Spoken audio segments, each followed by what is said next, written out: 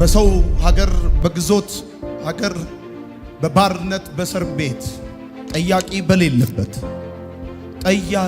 በሌለበት ዮሴፍ እጁ ጠቅላይ ሚኒስተር ነበር። የእግዚአብሔር የዝምታ ጊዜ ሲጠናቀቅ የእግዚአብሔርን ማዳን ታያላችሁ። አሜን ይባላል። እግዚአብሔር መለኮታዊ ዝምታ ሕይወቱን ያልነካው በእግዚአብሔር መለኮታዊ ዝምታ ውስጥ ያላለፈ አንድም እግዚአብሔር የሰራበት ዘመን ተሻጋሪ የሆነ የእግዚአብሔር ታላቅነት በሕይወቱ የተገለጠበት አንድም ሰው በመጽሐፍ ቅዱሳችን ውስጥ አታገኙም። የእግዚአብሔር ዝምታ የመግቢያ ፈተና ነው። ወደ ሌላ በረከት እናንተን ከመጥራቱ በፊት በዝምታ ቤት ውስጥ ይፈትናችኋል። የእግዚአብሔር ዝምታ የመግቢያ ፈተና ነው። በበሽታ ሾክ እየተወጋችሁ ያላችሁ፣ በመገፋትና በችግር በብዙ የህይወት ግራ መጋባት ውስጥ እያለፋችሁ ያላችሁ ሰዎች እግዚአብሔር አምላክ በዝምታው ውስጥ የሚያኖራችሁ ሲፈትናችሁ ነው። እግዚአብሔር ሊፈትናቸው የሚፈልጋቸውን ሰዎች በዝምታ ውስጥ እንዲኖሩ ያደርጋቸዋል። ቀን በቀን ዓመት በዓመት አንድ አይነት ህይወት ስትኖሩ ዝም የተባላችሁ ሰዎች ከዚህ በፊት ማንም የሰው ልጅ ኖሮ የማያውቀውን ህይወት ሊያኖራችሁ እግዚአብሔር እጩ አድርጓችኋል። አሜን የሚባላል ማታካቻቲ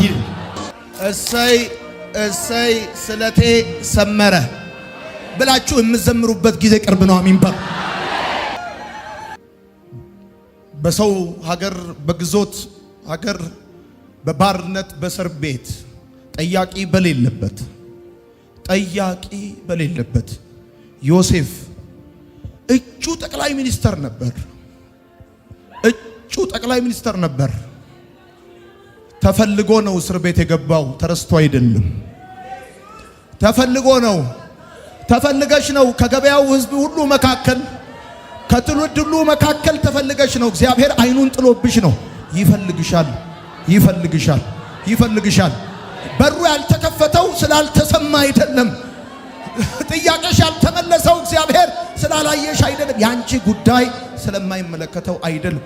ተፈልገሽ ነው። አለው ነገር እንዲያብዝቶ ዝም ካለ ጠላቴ ሆይ አለው ነገር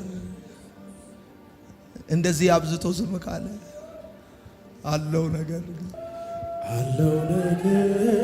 እግዚአብሔር እንዳብዝቶ ዝም ካለ ጠላቴ ሆይ ደስ አይበልም፣ ይመሽም ለኔ ቀን አለ። አቤት ምን አይነት ነገር ነው አንተ? አለው ነገር እግዚአብሔር እንዲያብዝቶ ዝም ካለ ከሳሼ ሆይ ደስ አይበልም፣ ይመሽም ለኔ ቀን አለ። ነገ ምን ሊሆን እንዳለ የሚያውቀው አምላኬ ብቻ ነው። ሞራ ገላጭ መጽሐፍ ገልባጭ ምናምን የጠቅላላ ቋጥኝ እና ስራ ስር ለቃሚ ፈልፋ የሆነ ጠቅላላ አይደለም። ነገ ሊሆን ያለውን ነገር የሚያውቅ እኔ ራሴ አሁን እዚህ ጋር ቆሜ መንፈስ ቅዱስ በምን እንደሚነግረኝ ልንገራችሁ። ዝም ምስል ቤት ውስጥ ዋይፍ 4 ጊዜ ነው ቤት ውስጥ ምዞረው። ዝም ምስል ከዛ ትመጣለች። ምን ሆነ ነው? ምን ሆንኩ? ያለ ነገርማ እንዲህ ዝም አላልክም ትላለች። መድኃኔዓለም ምስክሬ ነው። እግዚአብሔር በዚህ ክረምት ጠላቶቻችሁን እንደ መረብ ኳስ ነው የሚጠልዝላችሁ። እግዚአብሔር ምስክሬ። የሚቀጥለው ዘመን ፍሬያማዎች አሁን በእግዚአብሔር ዝምታ ውስጥ ያሉ ሰዎች ናቸው። የመግቢያ ፈተና ነው። እንዳትረሱ። አሁን ፈተናውን እንዳትፎርሹ፣ እንዳታጉረመርሙና እንዳትፎርሹ። ሁለተኛው የእምነታችሁ ማደጊያ ነው።